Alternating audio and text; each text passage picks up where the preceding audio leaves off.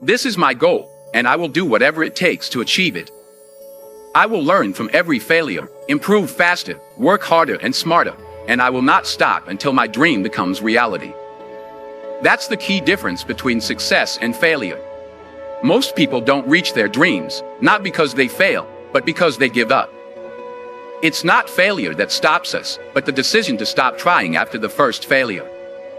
Successful people don't stop at one failure, or 10 failures, or even 100 or 1,000 failures. Failure is a significant part of becoming successful. You have to get comfortable with failure. You need to actually seek it out because failure is where all the lessons are. When you go to the gym and work out, you are seeking failure. You want to push your muscles to the point of failure because that's where adaptation happens, and that's where growth occurs. Successful people fail a lot. They fail more often than they succeed. They extract the lessons from failure and use the energy and wisdom to succeed in the next phase. You have to take a shot, live at the edge of your capabilities, and push to your limit. Controlled failure through practice is key. It helps you recognize areas for improvement. So fail early, fail often, and fail forward. Failure makes winners stronger and hungrier, while it makes most people give up and feel worthless. Winners don't enjoy failure, but they never let it stop them. Next time you encounter failure, remember that every great thing on this planet is here because the Creator learned from what didn't work. As kids, we don't stop at failure when learning to ride a bike. We fall over and over, but keep getting back up. As we get older, most of us become weak and too soft to try again, coming up with excuses. But you need to be honest with yourself. Get back on the bike, learn why you failed, and ensure you don't fall again. Make sure you are stronger for having learned the lesson. It's frustrating to see people have a negative relationship with failure. Fail early, fail often, and fail forward. You are here because tomorrow you want to be someone greater than you are today. You have a vision, a dream. Congratulations, you're already 10 steps ahead of most people. Imagine if Michael Jordan was scared of missing. He would never have taken a shot. If Steve Jobs was afraid of rejection, there would be no iPhone. So ask yourself, do you want to be someone who fears failure or someone who loves success? You have to pick today. One is a failure, and the other is a success. If you love success, nothing can stop you. Negative comments will mean nothing. They talk about how only 1% make it to the top. Big deal. Only 1% stick with a fitness program long enough to see results. Only 1% of gamers stick with a game long enough to get good at it. Only 1% of relationships last. This doesn't mean you have a 1% chance. It means you can't behave like the 99%.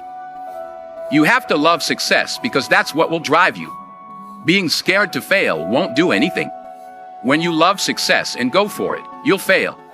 You'll fail 10 times, 100 times, maybe even 1,000 times, but that's okay.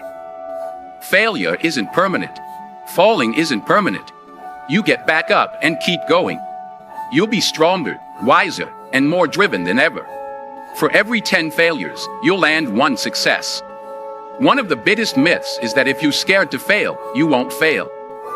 That's the biggest myth ever. I believed it.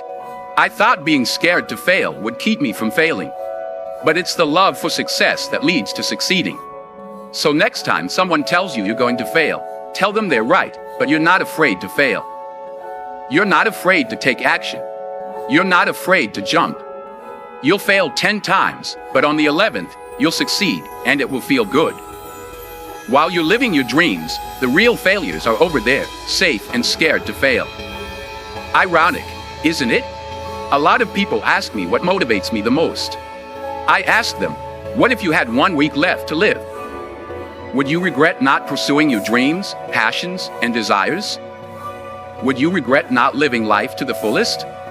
Steve Jobs used to wake up every morning, look in the mirror, and ask himself questions like this.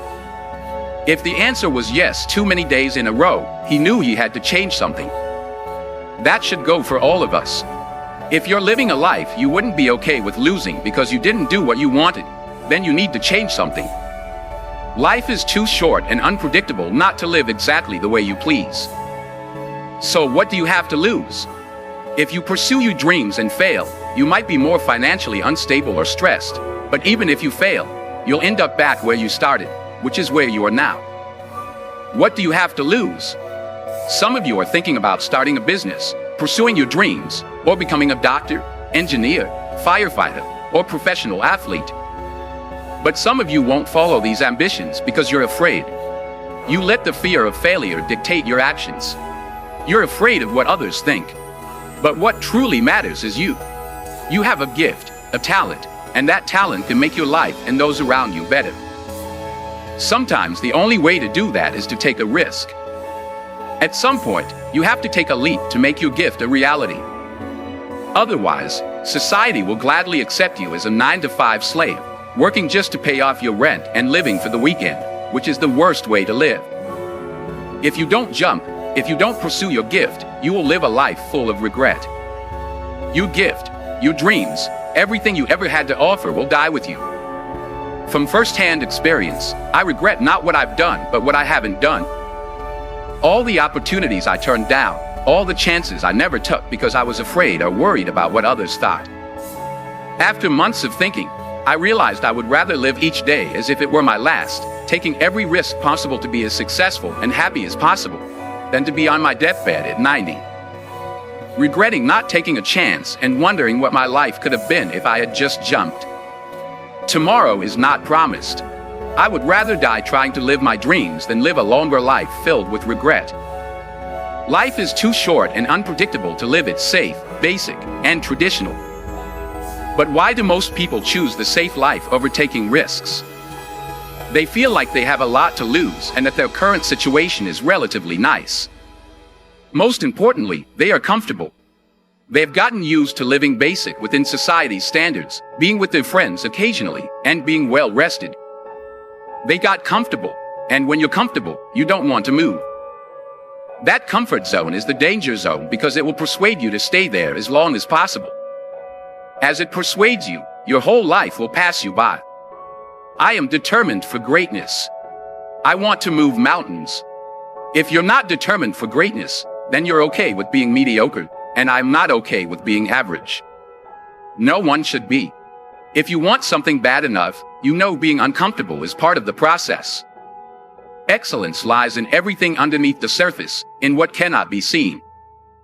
So say it with me. This is my goal, and I will do whatever it takes to achieve it. I will learn from every failure, improve faster, work harder and smarter, and I will not stop until my dream becomes a reality.